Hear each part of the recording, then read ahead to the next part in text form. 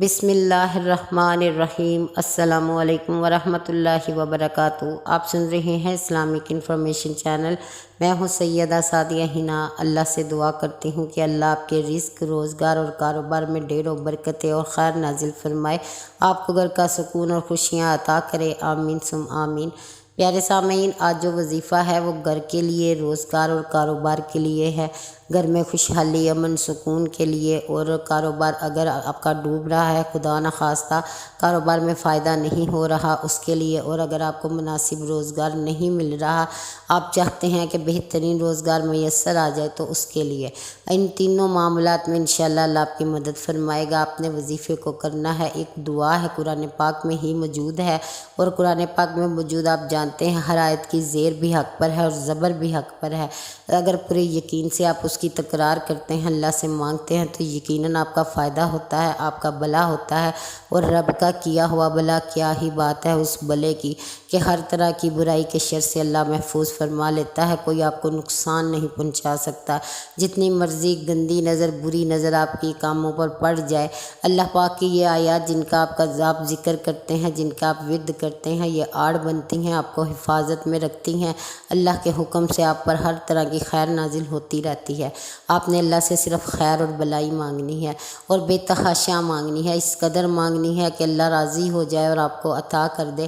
انشاءاللہ آپ اگر کاروبار اور روزگار، گھر کے سکون، برکت کے لیے اپنے ذہن میں یہ تصور کر لیں کہ اس عمل سے اللہ راضی ہوگا اور میرے کام میں میری مدد کرے گا، مجھے راستہ دکھا دے گا، اور میرے واسطے جو بھی خیر اور بھلا ہے وہ مجھے عطا کر دے گا، تو انشاءاللہ تعالیٰ آپ کا کام ہو جائے گا۔ آپ نے 21 دن اس وظیفے کو کرنا ہے، اور ایک وقت مقرر کرنا ہے، ایک ٹائم پر ہی پڑھنا ہے۔ جو ٹائم پہلے دن پڑھیں گے جس ٹائم پر، اگلے دن بھی اسی ٹائم پر ہی پڑھیے گا۔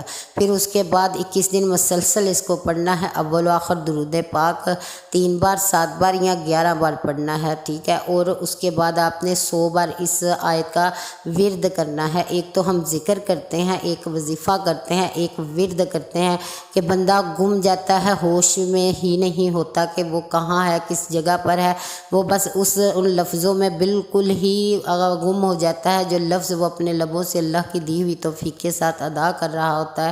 آپ نے ایسے ہی اس کو پڑھنا ہے۔ اس کا ترجمہ آپ کو آتا ہو، اس کا مفہوم آپ کو پتہ ہو، کہ قرآن پاک میں اللہ تعالیٰ نے فرما دیا ہے کہ جو مجھ سے دنیا مانگے گا اسے میں دنیا ہی عطا کروں گا، اور جو مجھ سے دنیا اور آخرت مانگے گا میں اسے دونوں جہانوں کی بھلائی عطا کر دوں گا۔ تو آپ نے کیا کرنا ہے، 100 بار پڑھنا ہے، ربنا آتنا فی الدنیا حسنۃ وفی الآخرۃ حسنۃ وقنا عذاب النار۔ آپ نے یہ پڑھنا ہے، ربنا، اے ہمارے رب، ہمیں دنیا اور آخرت کی بھلائی عطا کر دیجیے اور جہنم کی آگ سے بچا لیجیے۔ 100 بار آپ نے پڑھنا ہے، اور جہنم کی آگ کے علاوہ دکھوں کا عذاب، غموں، پریشانیوں سے نجات، اس میں سب کچھ آ جاتا ہے۔ جو حسنہ کا لفظ ہے، دنیا اور آخرت کی ہر بھلائی اس کے ذریعے سے اللہ نازل فرما دیتے ہیں۔ آپ نے اس کو پڑھنا ہے 100 بار۔